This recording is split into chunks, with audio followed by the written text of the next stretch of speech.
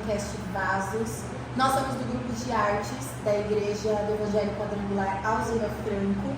Eu sou a Camila, mais conhecida como Gorda, e nós estamos fazendo aqui esse trabalho lindo desse podcast para complementar a nossa apresentação de final de ano, né? E esse ano está baseado no Salmo 23, né? Mais especificamente no versículo 4, ainda que eu andasse por vale da sombra da morte, não temeria mal algum, porque o Senhor está conosco.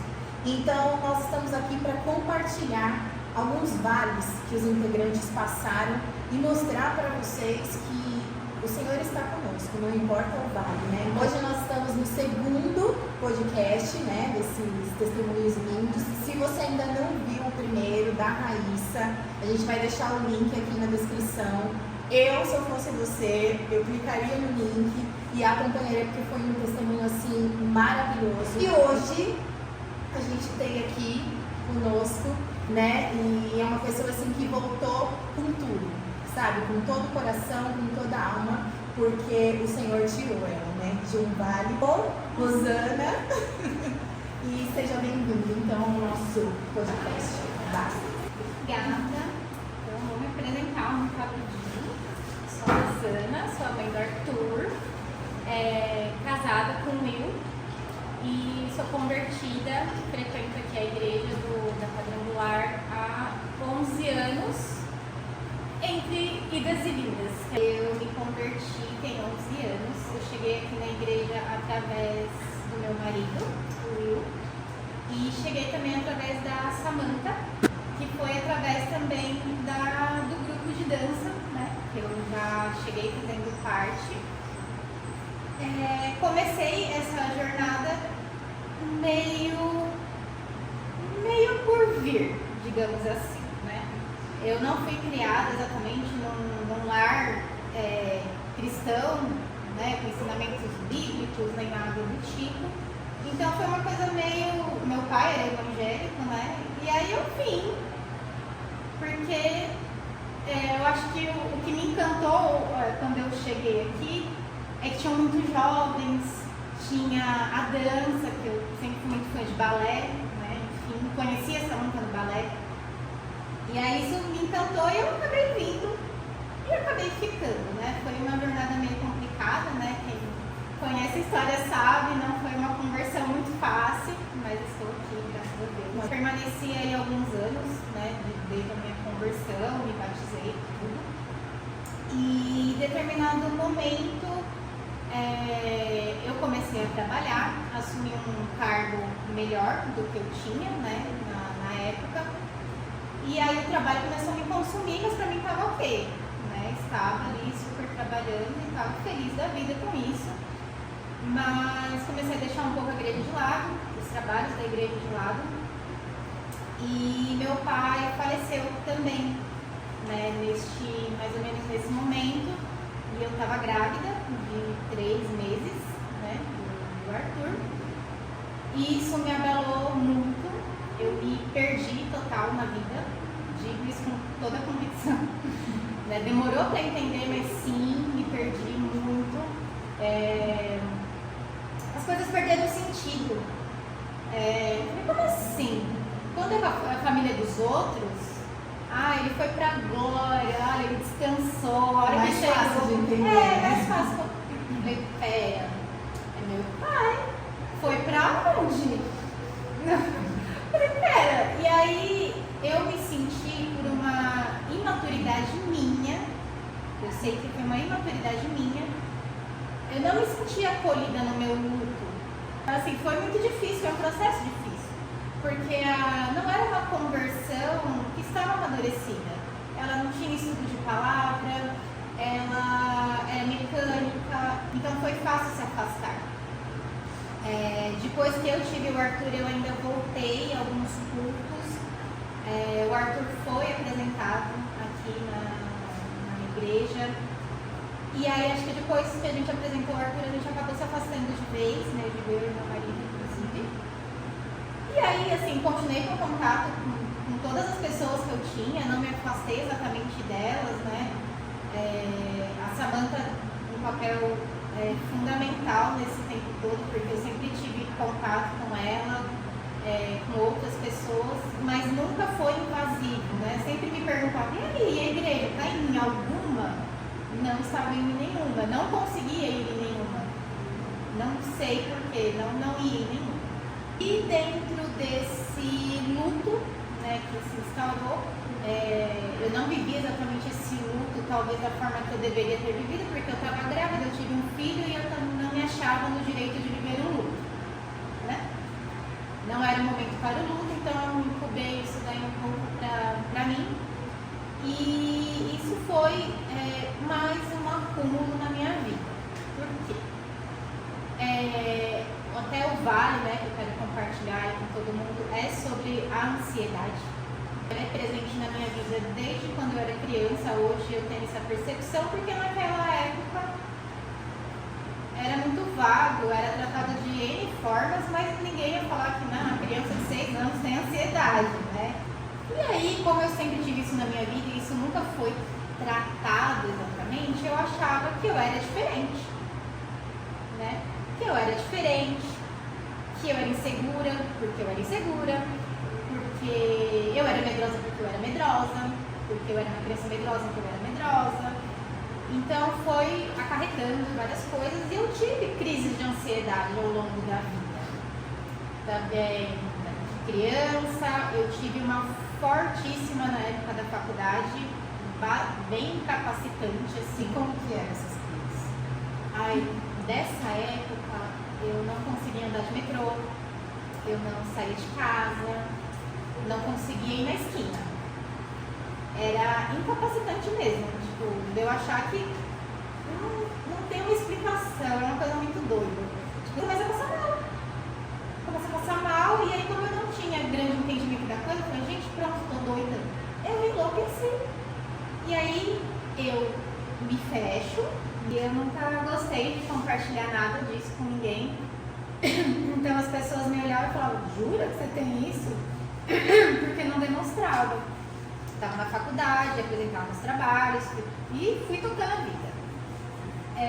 Fiz tratamento só com medicamento, fiz tratamento só com psicólogo, já não fiz nada.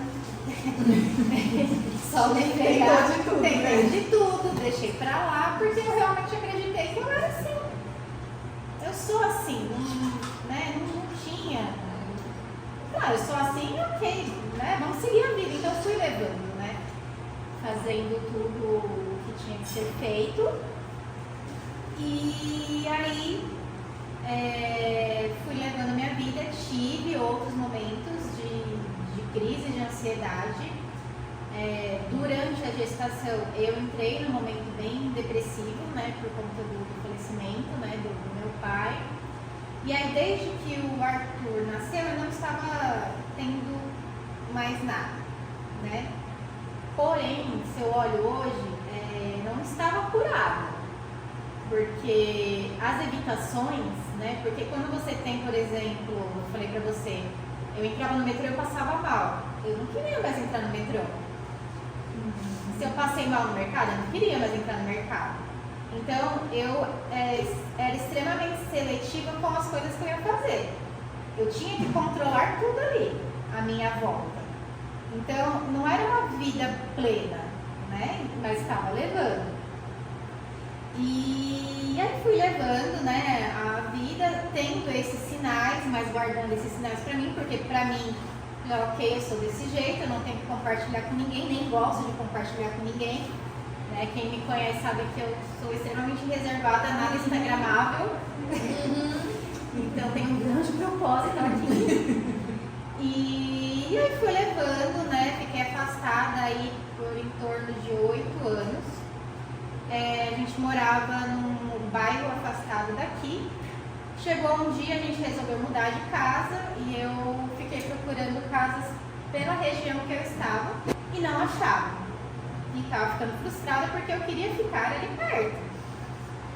Né? Eu estava acostumada, não queria sair dali, né? E não achei. E aí apareceu uma casa aqui próximo na rua de trás, aqui da igreja. E assim, foi engraçado que tudo acarretou para que desse certo, porque assim, era tudo para dar errado, tudo foi dando certo. E tudo eu querendo segurar. Não, tomara que dê errado. E ia dando certo, meu, ué, né? Então vambora. E aí eu não tinha me ligado que eu estava perto da igreja.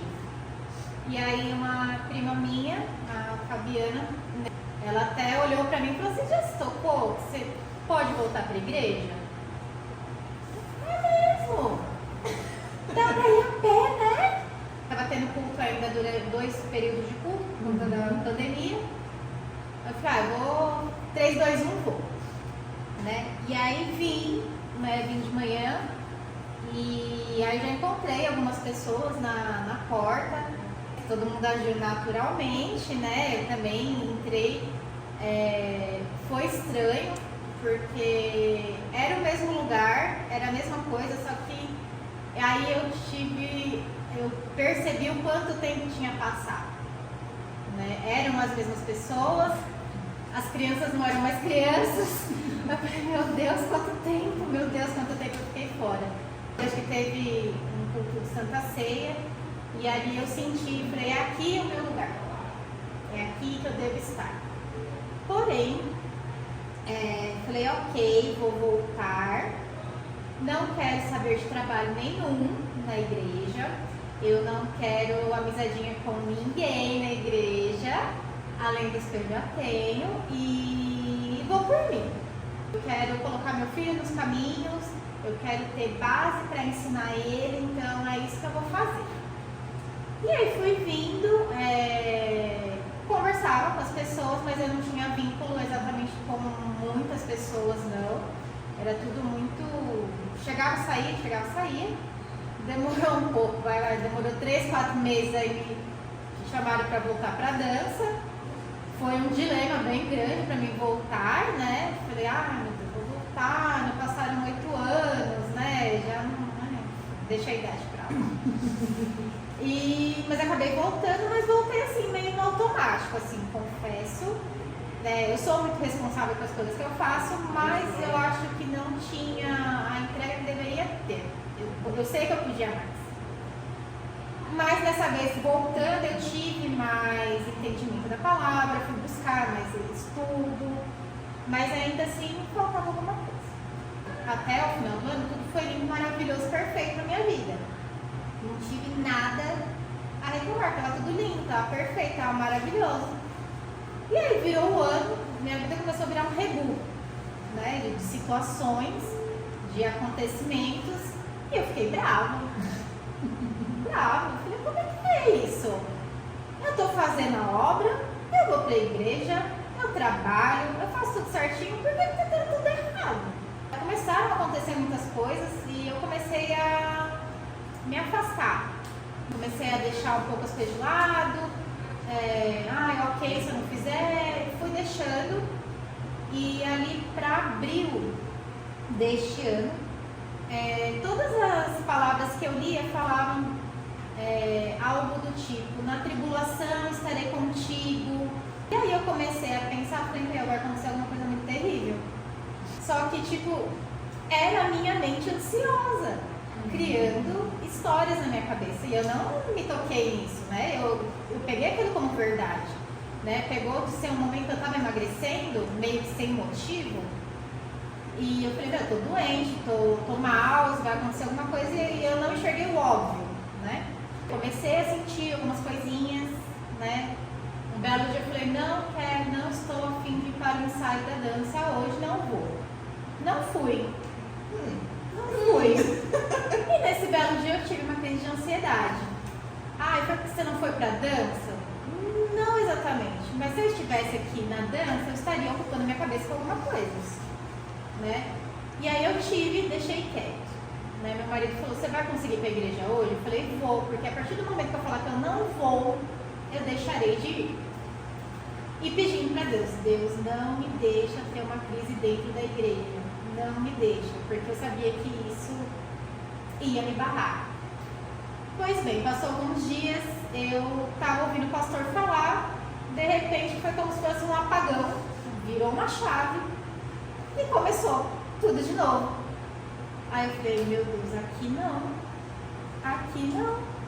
como pode acontecer isso aqui? Aqui, durante o culto, o pastor falando aqui, ninguém viu. Você acha que sentiu algo naquele dia? Mas eu não falei com ninguém, não abri minha boca, não falei com meu marido, não falei nada. Calhou de ser um dia do Evair vir orar comigo e falar justamente sobre palavras de ansiedade, pânico. Ali eu desmontei. Eu falei, Senhor, estamos de volta. Aconteceu de novo e eu não sei o que eu vou fazer, né? Passei alguns dias no vale literal, no buraco mais escuro, que só cabia a mim mesma, não cabia mais ninguém ali naquele buraco. E demorei muito para falar com meu marido, né? Demorou muito. Teve um dia que eu mandei mensagem de texto para ele, falei, olha, hoje tá difícil, aconteceu isso, tarará, tô mal. E calhou de ser o dia que eu falei para você também, falei, gorda, tô mal, tô assim, tô assado. E foram dias muito difíceis, meu Deus. Eu acho que foi um dos períodos mais difíceis que eu vivi. Eu não consigo explicar. Era desesperador. E mesmo assim, eu me foquei. Eu falei, vou continuar indo para a igreja, eu vou continuar dançando sim. Mas tá difícil. E nesse período, fui orando, né, obviamente. A Fabiana, novamente, me apresentou uma pessoa para fazer terapia. Uma pessoa incrível, maravilhosa, Paula, beijo. E começou a me ensinar muita coisa, mas ainda assim, nas primeiras sessões era muito difícil falar, trabalhar. E teve um dia que eu fiquei mal, fui tomar banho. Meu marido me ajudava muito. Vamos tomar um banho, eu esquento o chuveiro pra você, fica aqui, né, conduzindo as coisas. E tomando banho, você que sentir mal durante o banho. E aí eu comecei me veio um louvor na cabeça, aquieta minha alma. E aí comecei a cantar ali, né, essa música, porque quando a gente entra na crise da ansiedade, a gente vai alimentando aquele sentimento e a gente não sai daquilo. Então, se você não desfoca, né, é difícil você sair, é muito difícil, né? É difícil você pegar essas técnicas aí que você fala, fale 5 coisas que você tá vendo. Cara, você tá no meio da crise, eu não sei nem o que é isso aqui. Você vai lembrar? Enfim, aí o que começou a me ajudar muito foi o louvor. Eu comecei a louvar durante o banho e eu comecei a refazer passos da apresentação do final do ano passado, né? Eu começava a dançar, intimidade, né? E aquilo ia me ajudando muito. E aí nesse dia, no sábado, eu falei, Senhor, eu não consigo ir amanhã para o ensaio. Não consigo. E aí me veio na cabeça Mateus 7. E eu sou péssima para gravar versículos. Eu sei as histórias, tudo. Mateus 7. Parei para pensar, falei, nossa, que viagem, né? Ansiedade a mil, né? Mateus 7,7. Falei, nossa, eu não vou ler, não. Não vou ver, não vou abrir minha Bíblia, não vou ler. Ainda foi mal criada, né? Mal criada, péssima. E aí eu fui ler. E aí eu li, eu tive a certeza que aquilo era para mim. Né? Eu falei, meu Deus, é pra mim. E aí veio muito forte. Estou te vendo. Aí pronto. Eu fiquei acho uma meia hora chorando, né? E ali a minha mente mudou. Falei, pois bem, então a gente vai orar para passar por isso. Porque algum motivo tem, né? A terapia começou a me ajudar muito a ver. A minha terapeuta fala muito, o conhecimento liberta. Então não era Rosana que é assim. Foram as coisas que eu carreguei comigo que me tornaram assim. Os ensaios de manhã me ajudavam muito, porque era uma ocupação. Por mais que eu chegasse, fizesse e no final eu caía no choro, porque era muito difícil estar aqui, então eu chorava horrores. E chorava mais ainda porque eu estava com vergonha, porque eu estava chorando e as pessoas estavam me vendo chorar. E no decorrer dos dias, eu não abri mão de estar aqui. Por mais difícil que fosse, eu estava aqui todos os domingos. Eu acho que eu deixei de vir um domingo só.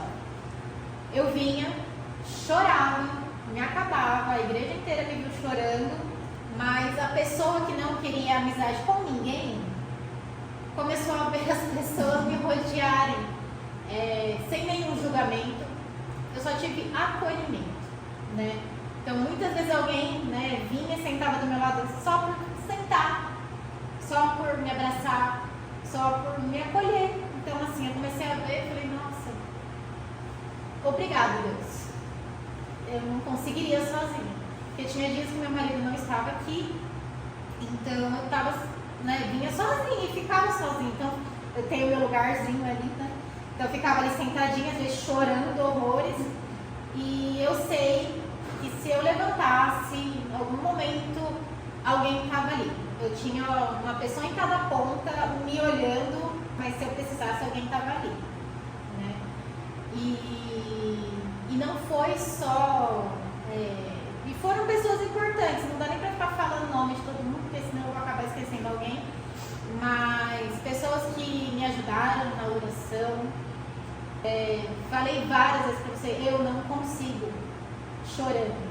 Consegue, muda a frase, né? Você fala, muda a frase. Sozinha você não consegue. Então, né, ajuda.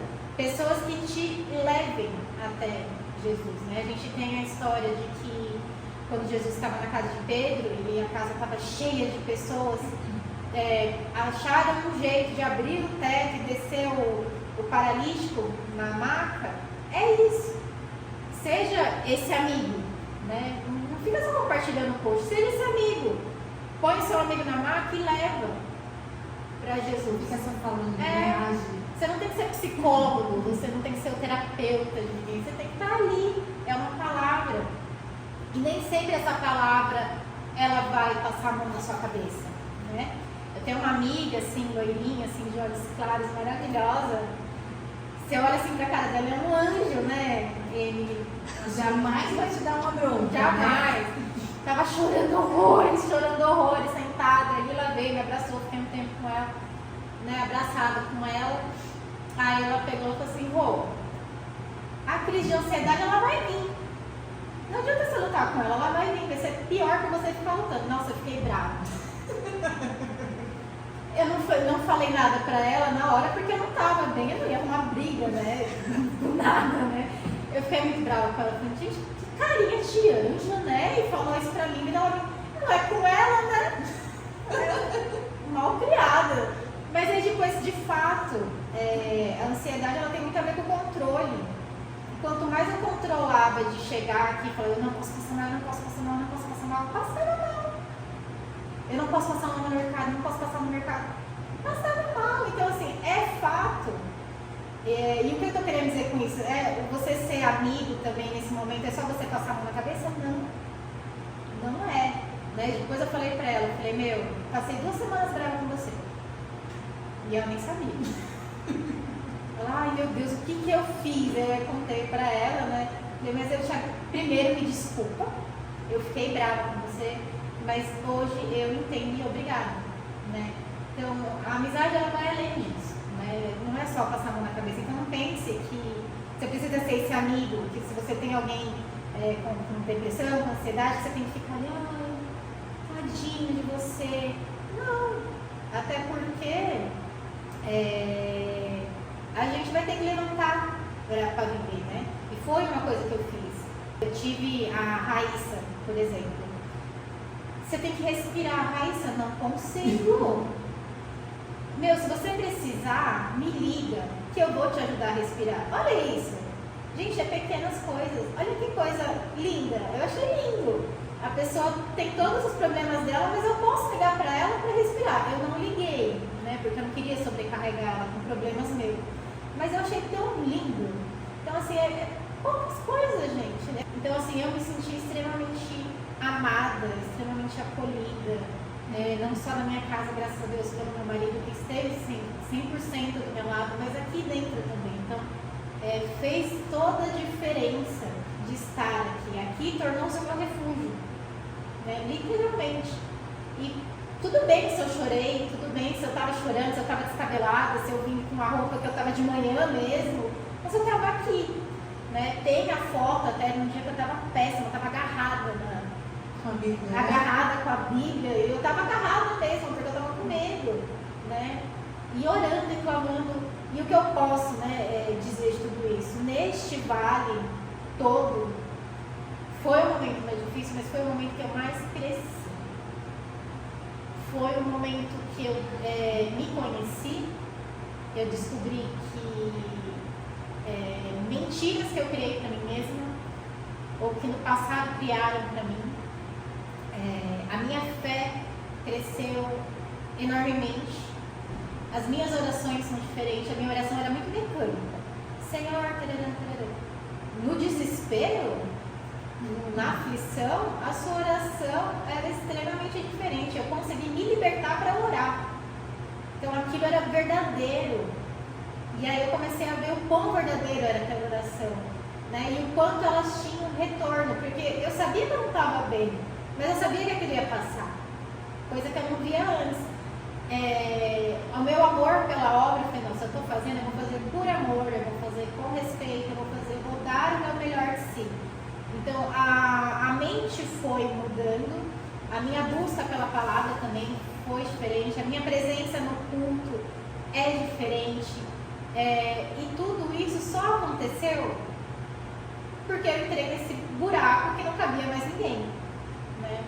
Mas eu posso dizer com todas as letras que Jesus, que o meu Deus, ele me tirou de um buraco que não cabia mais ninguém. Não cabia. Não dava para explicar, sabe? Pergunta, como é que era? Não consigo dizer muito, mas ele sabe. Não é para todo mundo que você consegue chegar, eu estou sentindo isso e isso, a pessoa vai olhar para você. Mas ele sabe, né? Então, assim, foi todo um processo. Foi a primeira vez que, de fato, eu juntei tudo, a terapia, com o espiritual, com o passar no médico. Óbvio, esse é o meu relato, né? Nem todos têm que passar pela mesma jornada, nem todo mundo que tem uma crise de ansiedade vai no médico, vai na terapia, mas o importante é a gente buscar, né? Foi o que eu fiz, eu falei, eu não quero mais viver desse jeito. Não quero, me recuso. Meu Deus não quer isso pra mim, uma vida limitada. É um posicionamento, né? Exato, eu não quero. Então eu vou buscar sim. Então hoje eu estou muito melhor. E quem me conhece, né, é mais próximo, sabe que jamais eu estaria aqui falando hoje. Jamais estaria falando algo no teatro, estaria me dedicando mais na dança. Eu dançava, mas a dança ela é diferente hoje. Ela sai diferente. Você olha, ela é diferente. Não sei explicar, mas ela é diferente. Então, não tem como não ver transformação. Eu vejo, eu acredito que as pessoas de fora também vejam, né? Então, era sobre isso, né? Que eu queria dizer. O vale foi difícil, mas eu tive todo o amparo do pastor, da pastora, que me acolheram imensamente, como pais mesmo, assim, de estarem junto comigo. E a pastora sempre falava para mim, vale não é lugar de permanência, é lugar de passagem. Então eu me apeguei nessa frase também muito, além da palavra também que me veio nesse dia, né, que eu passei mal no banheiro. Vale é lugar de passagem, vale é lugar de passagem. E alguma coisa tinha nesse vale que eu tinha que aprender, né? E eu falava muito com Deus, se eu passar por isso, eu vou falar sobre isso. Eu vou falar de você, eu vou falar desse vale, eu vou abrir minha boca sim para falar, eu vou me posicionar sim sobre ti, eu vou falar, por isso que estou aqui, né, hoje falando sobre isso. E não tem como não dizer que foi ele, não tem como, assim. Todos os dias eu agradeço, eu falo, Deus, obrigado por não ter desistido de mim. Obrigado pelas pessoas que o Senhor colocou no meu caminho. Obrigado por tudo, porque tudo correu assim, em detalhes. Não teve um detalhe que não saiu, assim, da terapia, das pessoas. Não tem como, assim. Foi tudo preparado.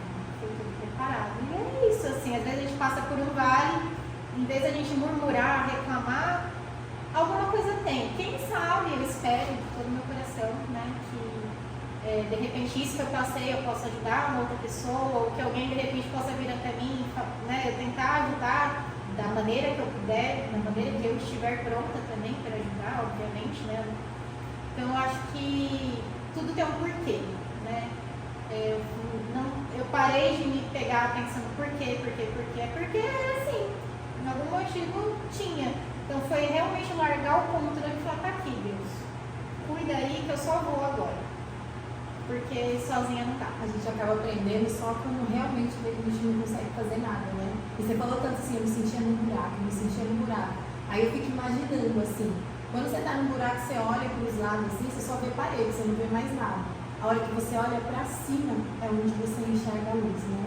E tanto você quanto a Raíssa falou que acabaram saindo da igreja por se chatear com pessoas, com irmãos, e agora você vê e fala, o que tanto te ajudou nisso? Foi exatamente a igreja, né? Mas por quê? A diferença foi, você não estava olhando para os irmãos em si, você estava olhando para Jesus, né? Eu acho que a maior importância é a gente entender que é preciso estar na igreja? Mas você precisa estar na igreja olhando para Jesus. E aí ele prepara, né, todas as coisas. E é um cuidado, assim, muito grande da nossa igreja, eu vejo, né? Com todos os irmãos. E a gente precisa disso. Né? Eu acho que tem muitas que é só nós mesmo. Eu falei isso no da Raíssa e eu repito aqui, mas tem muitas que a gente não precisa estar sozinho porque a gente não aguenta. É aí onde entram os amigos, a importância de você caminhar com quem te aproxima de Cristo. E depois de todo esse testemunho lindo assim, deixa uma mensagem para essas pessoas que foram edificadas. A primeira coisa não se sinta envergonhado de repente você está passando por algum momento de ansiedade, algum tipo de problema de saúde mental, não se sinta envergonhado. Se você não quer conversar exatamente com as pessoas, Deus certamente ele vai te amparar, ele vai te ajudar, ele vai te direcionar. É extremamente importante, né, que vocês procurem sim ajuda. Isso tem solução. Não sofram de maneira nenhuma. E a palavra que eu queria até compartilhar é que de fato me tocou e me ajudou nessa jornada, que é Mateus 7,7, que fala: peçam e lhes será dado, busquem e encontrarão, batam e a porta lhes será aberta. Então, às vezes a gente acha que Jesus está tão longe de nós, né? Mas na verdade ele está a um passo de uma oração. Então, a gente pedir, eu bati, eu esmurrei a porta, quase que veio. Eu pedi, mas eu pedi assim de todo o meu coração e ele vem edificando a minha vida cada dia mais. Eu não tenho nem como reclamar hoje, eu só tenho coisas boas para dizer e é isso. Então vamos fazer uma oração para finalizar aqui esse testemunho lindo. Assim como nós fizemos, né, no primeiro podcast, se você sentir de pedir uma oração, quiser apresentar uma causa, você coloca nos comentários e a gente vai interceder pela sua vida, né? A gente vai interceder por você e eu tenho certeza que Deus vai entrar com providência. Amém? Pai, nós entramos na tua presença agora, Senhor, para te louvar, para te exaltar, para te engrandecer, Senhor. Tu és maravilhoso, Pai. Tudo que o Senhor tem feito nas nossas vidas, nós não somos merecedores. Mas ainda assim, pela tua graça, pela tua misericórdia, o Senhor continua cuidando de nós. O Senhor nos ama sem medidas, Pai. Obrigada por este amor que nos alcança todos os dias, Pai. Obrigada por este amor que ajudou a Rosana a sair deste vale, Pai. E este mesmo Deus que fez isso na vida da Rô, Ele pode fazer na vida de qualquer pessoa que buscar. Então a nossa oração nesta noite é para que as pessoas possam ter um mínimo de força para te buscar. Porque um pedido de socorro, por mais pequeno que seja, por mais fraco que seja, o Senhor atende. Nós temos vivenciado isso e nós podemos falar com propriedade que o nosso Deus atende a oração. Então, em nome de Jesus, que este testemunho possa alcançar vidas, possa tocar vidas, possa ajudar vidas a se chegar a Ti, Pai. Em nome de Jesus é o que nós pedimos e te agradecemos. Amém. Muito obrigada por mais um podcast. E Deus abençoe grandemente a vida de cada um de vocês.